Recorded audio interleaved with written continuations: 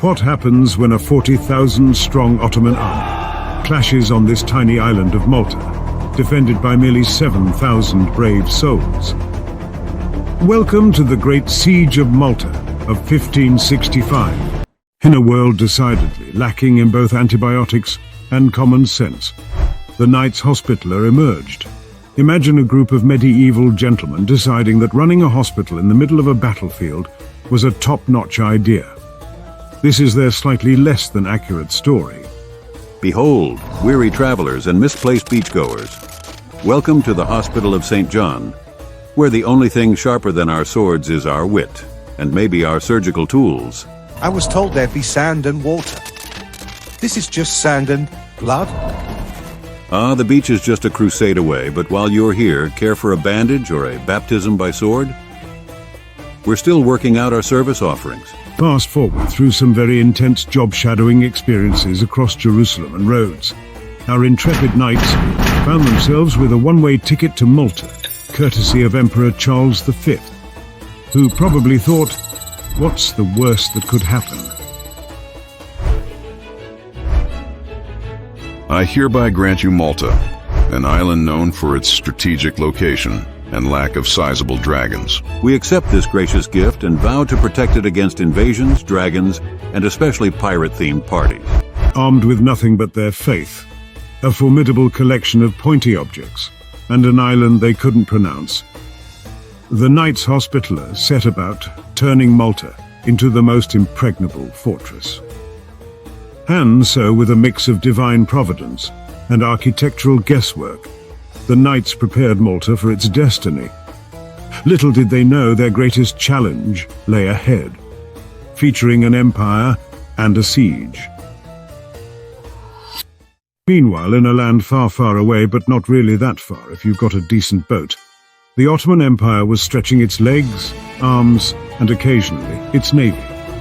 At the helm was Suleiman the Magnificent, also known as Suleiman the Superb, to his friends, and that really ambitious guy to his enemies. Behold, my empire stretches far and wide, but there's a speck of dust on my map.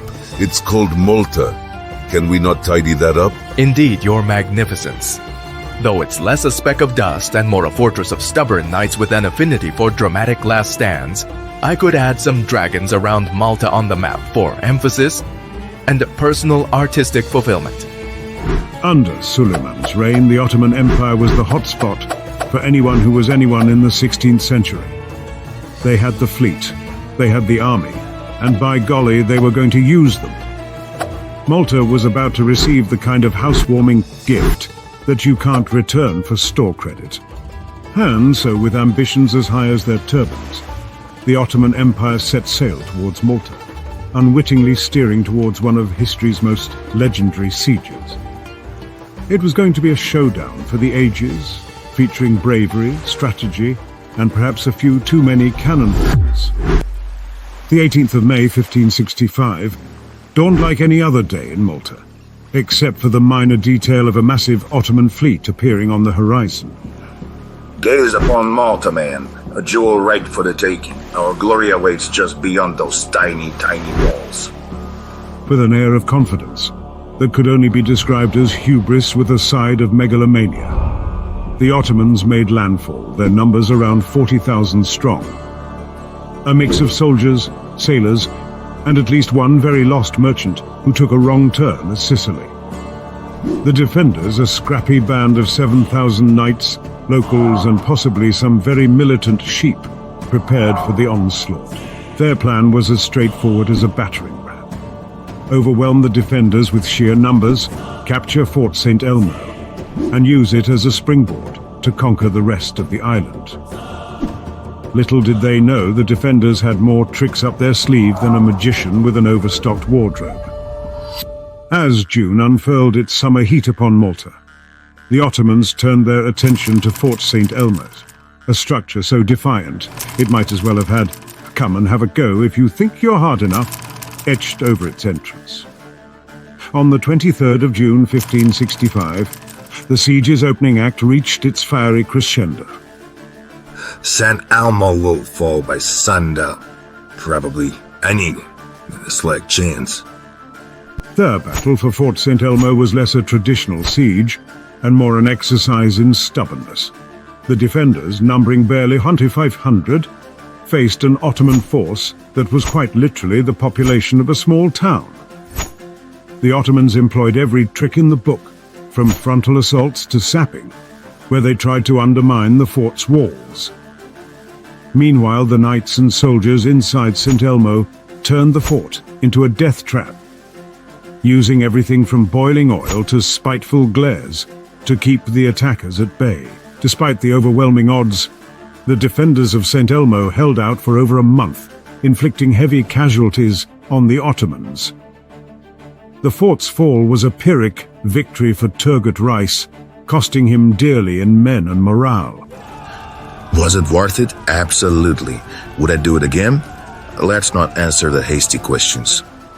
In the wake of Fort St Elmo's dramatic curtain fall, a ripple of panic spread across Malta faster than the latest dance craze. Imagine, if you will, the entire island caught in a collective gulp, as the reality of their situation dawned like a particularly unwelcome Monday morning. The Ottomans, fresh from their Pyrrhic victory at St Elmo, eyed Senglia and Birgu with the enthusiasm of a child with a new toy, oblivious to the fact that this toy came with its own set of teeth.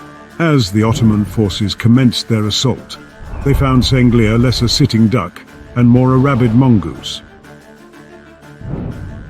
The defenders, utilizing a network of fortifications and an intricate system of communication, turned every Ottoman advance into a lesson in humility.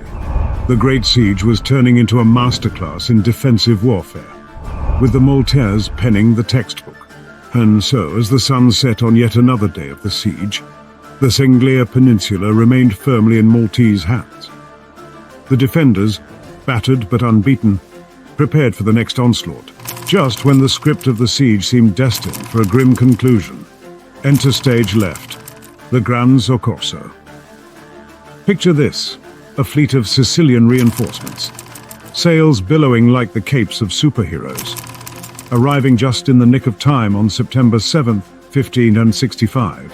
The Ottomans, wearied by months of constant battle and now facing a reinvigorated enemy, began to falter.